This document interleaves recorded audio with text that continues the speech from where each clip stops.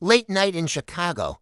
A man misses his usual bus. He walks home until he sees a bus stop sign he's never noticed before. A city bus pulls up, empty inside. The driver opens the door and says, "You're late. The route number doesn't exist," as the bus drives. The city outside grows darker, unfamiliar. Street signs disappear. Passengers begin appearing silently in empty seats, all staring at him. The bus never stops again. The rain hasn't stopped. It's been hours, days. Time has smeared into a single, gray, unending moment. The rhythmic thump-thump of the wipers is the only constant. A maddening metronome counting down to something I don't want to know. I'm still on the bus, still.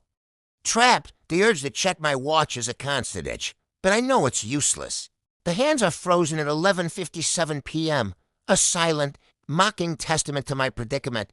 My phone died hours ago. Its black screen just another reflection of my own pale, terrified face at first.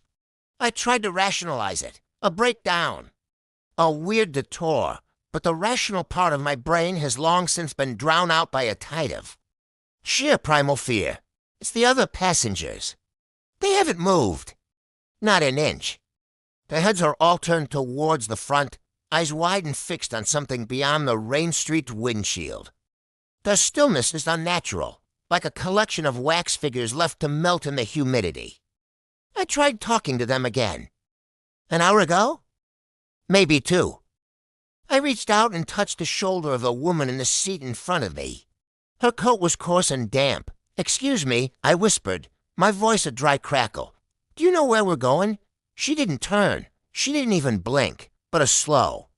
Dark stain began to spread from where my fingers touched her coat, like ink bleeding into water. I snatched my hand back as if burned. The stain continued to grow, a creeping blackness that consumed the fabric. I haven't dared to touch anyone since.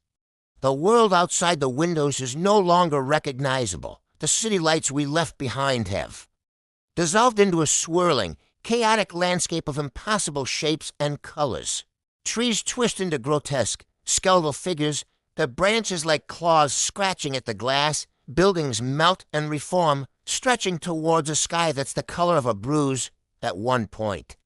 I saw faces in the rain, huge, distorted visages that pressed against the windows. Their mouths open in silent screams before being washed away. Am I hallucinating? Is this a dream? I pinch myself hard. The pain is sharp, real. To real, this is happening. Desperation is a physical thing. It's a rock in my stomach, a tightness in my chest. I have to get off. I stood up, my legs shaking, and stumbled towards the front of the bus. The driver. I have to talk to the driver. He's just as still as the others, a silhouette against the distorted world outside. His hands are fused to the steering wheel, knuckles white and rigid. As I got closer, I saw his reflection in the rearview mirror. His eyes weren't empty like the others.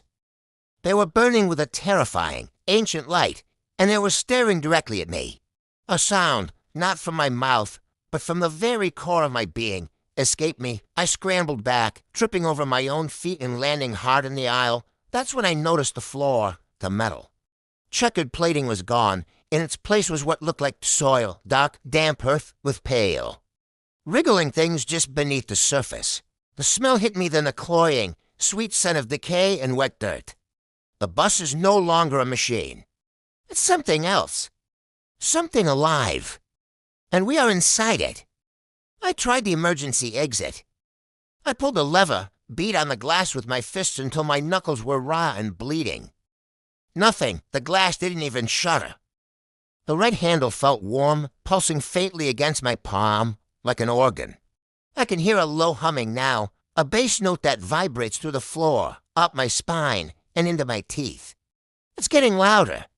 It feels like it's coming from the passengers themselves, a collective, silent chant that I can feel but not hear. Their heads are starting to turn slowly. So slowly. One by one, their necks creak and pop, the sound of old wood snapping. They're blank, wide eyes are finding me in the dim light. The woman in the damp coat, the old man with the newspaper, the teenager with earbuds still in, their faces are the same, yet different. The skin is tighter, paler, the eyes are darker, deeper. They are not looking at me. They are looking through me. They see something I can't. Panic gives way to a strange, terrifying calm. My attempts to escape were futile. A child's tantrum against the inevitable. I'm a specimen in a jar, a bug in a web. The bus isn't taking me somewhere. The bus is the destination. I back myself into the rear corner, trying to make myself as small as possible. A humming grows, and I can almost make out words within it, an ancient language that my mind recoils from. The outside world is now a vortex of screaming color and impossible geometry. The driver's reflection is still on me in the mirror. And for the first time, he smiles. It's not a smile of warmth or welcome. It's a predator's smile full of terrible, certain knowledge. The bus lurches, not forward, but downward, a sickening drop that sends my stomach into my throat. We're not driving on a road anymore. We're plunging. The humming from the passengers becomes a chorus, a single resonant tone of rival. The windows go black, the rhythmic thump of the wipers stops, and in the sudden, absolute silence and darkness, I hear the click of a single seatbelt being unbuckled. They're starting to get up.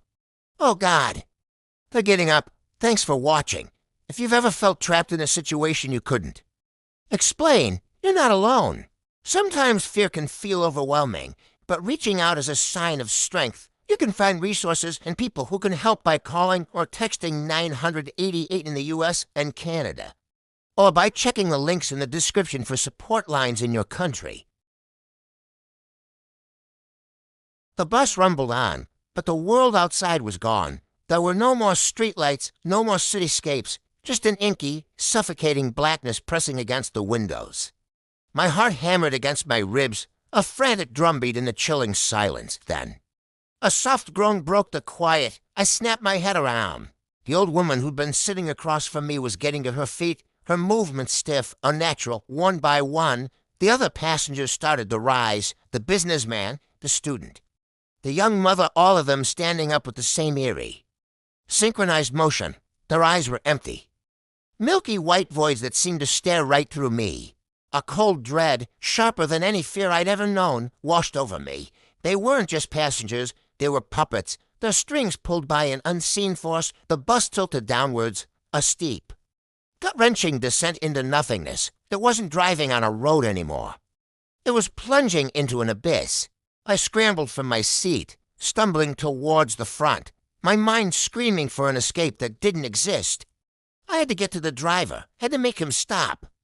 I gripped the back of his seat, my voice a ragged whisper. Where are you taking us? Where's this place? He didn't turn. He just kept his hand steady on the wheel as we fell deeper into the dark. Then, slowly, he tilted his head back, his face coming into view in the faint glow of the dashboard. His face wasn't a face at all. It was a swirling vortex of shadows and starlight, a galaxy of cosmic dust where a human should be. His voice wasn't spoken. It echoed directly inside my skull, ancient and immense. This is not a destination. It is a transition. My legs gave out and I collapsed to the floor, the truth hitting me with the force of a physical blow. The bus wasn't a vehicle. It was a ferry. A hearse on wheels, collecting souls lost between one life and the next. And the passengers, these hollowed-out shells, were my fellow travelers. The driver, this cosmic entity, was our guide into whatever lay beyond the final stop. I looked back at the standing figures, their vacant eyes fixed on me, and I finally understood. They weren't waiting for a stop. They were waiting for me to join them, to stand up and accept my place in this silent, eternal procession. The bus kept ascending, and a terrifying sense of calm settled over me. There was no escape. The ride was over, and a new, unending journey was just beginning.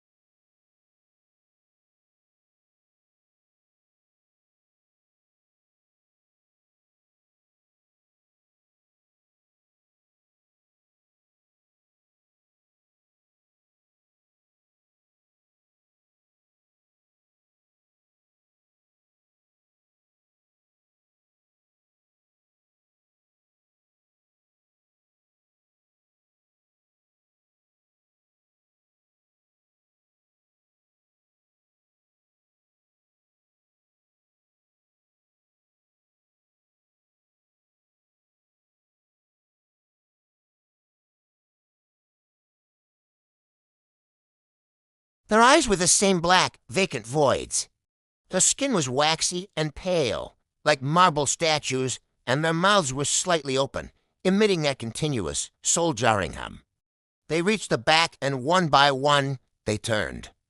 And then, in perfect unison, their heads swiveled to face me. The humming stopped. The sudden silence was 1,000 times more terrifying than the noise.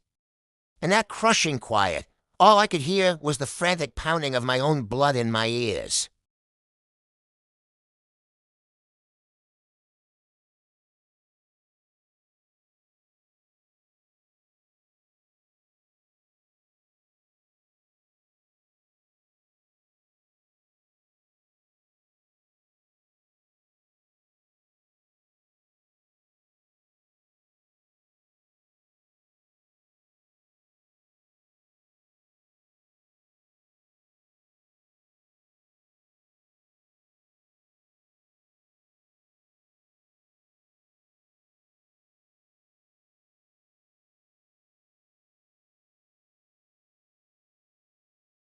"The fare has been paid," he said.